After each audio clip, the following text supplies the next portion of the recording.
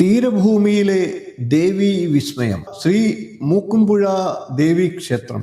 മറഞ്ഞ മഹത്വങ്ങൾ നമുക്ക് തിരശ്ശീല മാറ്റി ലോകത്തിന്റെ മുന്നിലേക്ക് കൊണ്ടുവരാം.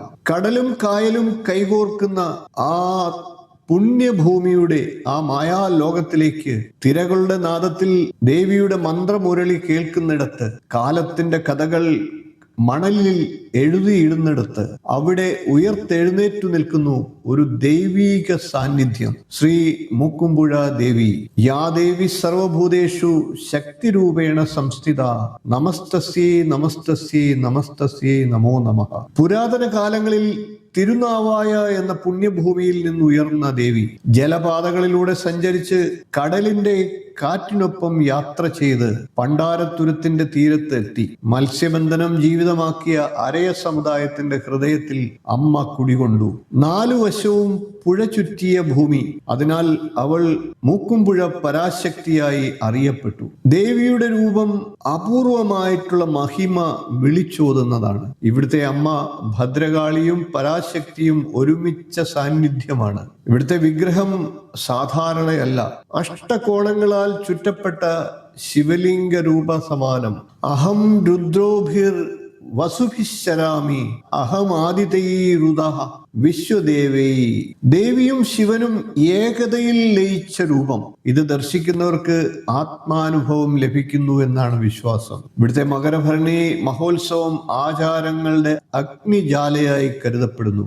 മകരഭരണി മഹോത്സവം ഒരു ഉത്സവമല്ല, ഒരു സംസ്കാരത്തിന്റെ ആഘോഷമാണ്. പെരുമ്പറയുടെ നാദം, പാണന്മാരുടെ പാട്ടുകൾ, ഗ്രാമങ്ങളുടെ ആത്മാവ് ഒരുമിച്ച് ചേരുന്ന നിമിഷം. ആയിരക്കണക്കിന് കുടിലുകൾ, ഭജനത്തിന്റെ ഗാനം, രാത്രി മുഴുവൻ ദേവിയുടെ സാന്നിധ്യം. ഇവയൊക്കെ ഇവിടുത്തെ പ്രത്യേകതകളാണ്. പുരാതന കാലത്ത് കളരിശാലകൾ ഇവിടം കുടികൊണ്ടിരുന്നു. ഇതൊരു വിദ്യാഭ്യാസ കേന്ദ്രം കൂടിയായിരുന്നു. ഇതൊരു ക്ഷേത്രം മാത്രമല്ല, ഒരു ഗുരുകുലമായിരുന്നു. ഇവിടെ സംസ്കൃതം, ആയുർവേദം, വേദങ്ങൾ, സംഗീതം, ജ്യോതിഷം, കളരി, ആയുധ പരിശീലനം ഇവയൊക്കെ പരിശീലിപ്പിച്ചിരുന്നു. കേരളത്തിന്റെ പ്രാചീന ജ്ഞാന പാരമ്പര്യം ഇവിടെ ജീവിച്ചിരുന്നു. ഇവിടുത്തെ മറ്റൊരു പ്രത്യേകത സാമൂഹ്യ ഐക്യമാണ്. കാലത്തിനു മുൻപേ വന്ന സമത്വം. ക്ഷേത്രപ്രവേശന വിളംബരം പ്രഖ്യാപിക്കപ്പെടുന്നതിന് നൂറ്റാണ്ടുകൾ മുമ്പേ ഈ ക്ഷേത്രം എല്ലാവർക്കും പ്രവേശനം പ്രഖ്യാപിച്ചിരുന്നു. എല്ലാവർക്കും ആരാധന അവകാശം പ്രഖ്യാപിച്ചിരുന്നു. ഇതൊരു ക്ഷേത്രമല്ല, ഒരു സന്ദേശമാണ്. ഇവിടുത്തെ വാസ്തുവിദ്യയും നിർമ്മാണവും വളരെ പ്രാധാന്യം അർഹിക്കുന്നതാണ്. കൃഷ്ണശിലയിലും തേക്കുമരത്തിലും ചെമ്പുപാളികളിലും പുതുതായി നിർമ്മിച്ച ക്ഷേത്ര സമുച്ചയം ശില്പകലയുടെ ഒരു അത്ഭുതമാണ്. വാസ്തുശാസ്ത്ര പ്രകാരം നിർമ്മിച്ച ഓരോ ഭാഗവും ദൈവീകമായിട്ടുള്ള കണക്കുകൂട്ടലിന്റെ ഫലമാണ്. നമുക്ക് ക്ഷേത്രത്തിലെ പ്രധാന വഴിപാടുകളുടെ വിവരങ്ങൾ ഒന്ന് പങ്കുവയ്ക്കാം. കാര്യസിദ്ധി പൂജയാണ് ഇവിടുത്തെ ഏറ്റവും വിശേഷ പൂജ. അഭീഷ്ട സിദ്ധിക്കായി ദേവിയെ പുറത്തെഴുന്നള്ളിച്ച് പ്രത്യേക പീഠത്തിൽ കാര്യസിദ്ധി പൂജയ്ക്കായി പൂജ നടത്തുന്നു. ചൊവ്വാഴ്ചകളിൽ ആയിരങ്ങൾ പങ്കുചേരുന്ന മഹാപൂജയായി ഇത് പരിണമിക്കുന്നു. കൂടാതെ വാളും ചിലമ്പും സമർപ്പണം ഇവിടുത്തെ പ്രധാന വഴിപാടാണ്.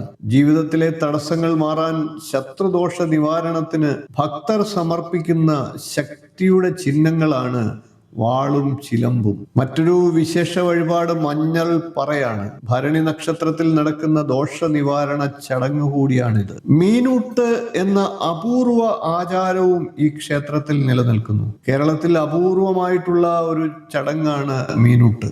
ഉത്സവത്തിന്റെ 9ാം ദിവസം കടലിലേക്ക് പ്രസാദം അർപ്പിച്ച് മത്സ്യങ്ങൾക്ക് ഭക്ഷണം നൽകുന്നത് ഇവിടുത്തെ ഒരു വിശേഷ വഴിപാടാണ്, ആചാരമാണ്. ഇത് നന്ദിയുടെ പ്രതീകമാണ്.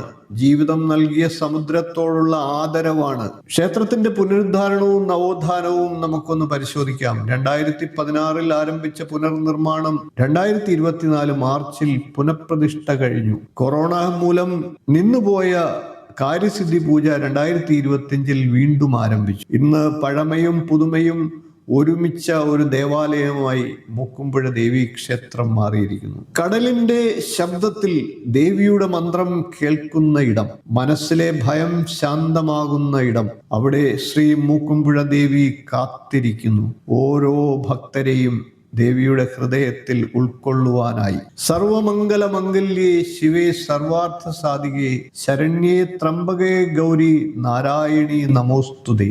ഈ ക്ഷേത്രം കൊല്ലം ജില്ലയിലെ കരുനാഗപ്പള്ളിയിലാണ് സ്ഥിതി ചെയ്യുന്നത്, പണ്ടാരത്തുരുത്ത് എന്ന തീരപ്രദേശത്ത്. ഇത്തരത്തിൽ അപൂർവങ്ങളിൽ അപൂർവമായിട്ടുള്ള ക്ഷേത്രങ്ങളുടെയും ദൈവീക കഥകളുടെയും കൂടുതൽ വീഡിയോകൾക്കായി ചാനൽ ഒന്ന് സബ്സ്ക്രൈബ് ചെയ്യാൻ മറക്കരുത്. ഈ വീഡിയോ നിങ്ങൾക്ക് ഇഷ്ടപ്പെട്ടുവെങ്കിൽ ഒന്ന് ലൈക്ക് ചെയ്യുക, ഷെയർ ചെയ്യുക, നിങ്ങളുടെ അഭിപ്രായം കമൻ്റായിട്ടൊന്ന് രേഖപ്പെടുത്തുക. ഇനിയും ഇതുപോലുള്ള അതിവിശേഷങ്ങളായിട്ടുള്ള ക്ഷേത്ര വിശേഷങ്ങളുമായി നമുക്ക് വീണ്ടും കാണാം. നന്ദി, നമസ്കാരം, ശുഭദിനം.